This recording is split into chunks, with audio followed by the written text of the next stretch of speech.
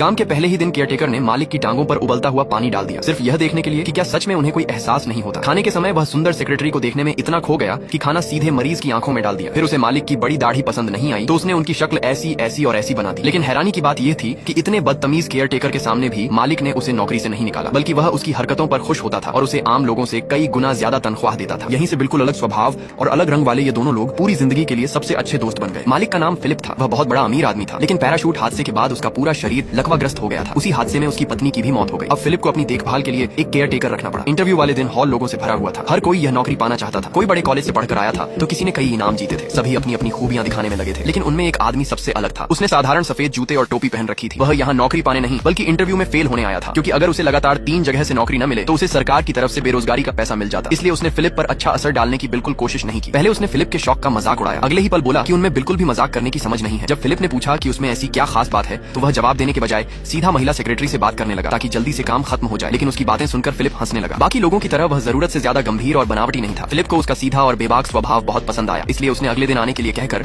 उससे कागज पर साइन करवा ली। उसे क्या पता था कि उसका यही छोटा सा फैसला उसकी बाकी जिंदगी बदल देगा। उस आदमी का नाम उमर था। एक लूट के मामले में वह 6 महीने जेल में रह चुका था। जेल से बाहर आने के बाद उसके पास सड़क के अलावा कुछ भी नहीं बचा था। जब वह अपने घर पहुंचा तो वहाँ उसके 8 छोटे भाई बहन बहुत छोटे छोटे कमरों में रहते थे। उसकी माँ दिन भर काम करती थी और घर की जिम्मेदारी सबसे बड़ी बहन संभालती थी। सबसे बुरी बात यह थी कि उमर को पता चला कि उसका बड़ा भाई इलाके के गुंडों के साथ घूमने लगा है। वह उसे रोकना चाहता था, लेकिन अभी अभी जेल से निकला था, इसलिए कुछ कर नहीं पाया। देर रात उसकी माँ थकी हुई घर लौटी। उसका बेटा बिना कुछ बताए 6 महीने से गायब था। अब अचानक वापस आया, लेकिन साथ में सिर्फ रंग बिरंगा अंडा लेकर। वह न घर का किराया दे सकता था, न एक चॉकलेट खरीद सकता था। माँ ने पूछा कि वह इतने दिन कहाँ था, लेकिन उमर नहीं चाहता था कि घर वालों को पता चले कि वह जेल में था। आखिर माँ ने मजबूर होकर उसे घर से निकाल दिया। अब उसके पास रहने की कोई जगह नहीं थी। वह वापस सड़क पर आ गया और अपने दोस्तों के साथ सस्ता खाना खाकर रात बिताने लगा। फिर सब लोग बैठकर बातें करने लगे और बड़े बड़े सपने देखने लगे। धीरे धीरे रात और ठंडी होती गई। एक एक करके उसके दोस्त भी चले गए। उमर ठंड से कांपने लगा। आधी रात का पेरिस बहुत ठंडा था। ठंड से परेशान होकर उसने अपने पास बचे थोड़े से पैसे निकाले और रात ट्रेन में सोकर गुजारी। सुबह होते ही वह सीधे उस बड़े बंगले के दरवाजे पर पहुंच गया। वह सिर्फ अपना रिजेक्ट वाला कागज लेकर जाना चाहता था, लेकिन बटलर बिना कुछ बोले उसे पूरे बंगले की सैर कराने लगा। हर कमरा बहुत शानदार था। घर में हर तरफ नौकर काम कर रहे थे, लेकिन जिस चीज ने उमर को सबसे ज्यादा हैरान किया वह था बड़ा और साफ सुथरा बाथरूम। उसे यह जगह किसी जन्नत से कम नहीं लगी। उसी समय फिलिप अपनी थेरेपी करवा रहा था। उमर साइन किया हुआ कागज उठाकर जाने लगा। फिलिप ने कहा, ठीक है, धन्यवाद। असल में फिलिप को उमर का सीधा और मजाकिया स्वभाव बहुत पसंद आ गया था, इसीलिए उसने उसे 1 महीने के लिए काम पर रख लिया। उमर ने भी तुरंत हाँ कर दी। आखिर इतना बड़ा बाथरूम और 2 मीटर चौड़ा मुफ्त का कमरा कौन छोड़ता। लेकिन ट्रेनिंग के पहले ही दिन वह सोफे पर सो गया। फिलिप ने कहा, अरे उठो, सोना है तो रात में सोना। फिर फिलिप को व्हील चेयर पर बैठाया गया। डोरिस को लगा कि यह आसान होगा, लेकिन फिलिप लगभग गिर ही गया। फिलिप ने कहा, जब तक मैं ठीक से बैठ न जाऊं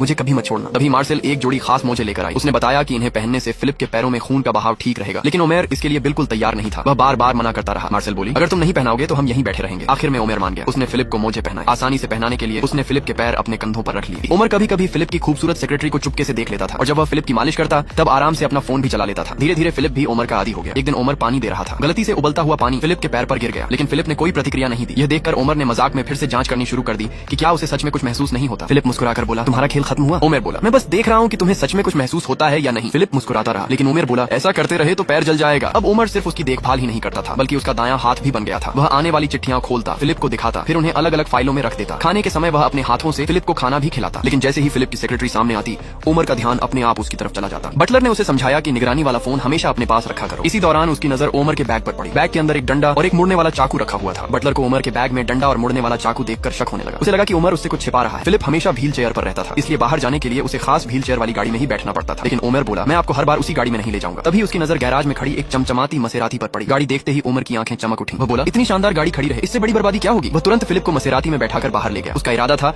कि फिलिप को एक बार फिर तेज रफ्तार का मजा महसूस कराया जाए। उसी दोपहर फिलिप का एक दोस्त उससे मिलने आया। बटलर ने उसे उमर के बैग में मिली चीजों के बारे में बताया। उस दोस्त ने उमर के बारे में पता करवाया। मालूम हुआ कि 6 महीने पहले वह एक ज्वेलरी की दुकान में डकैती के आरोप में जेल जा चुका था।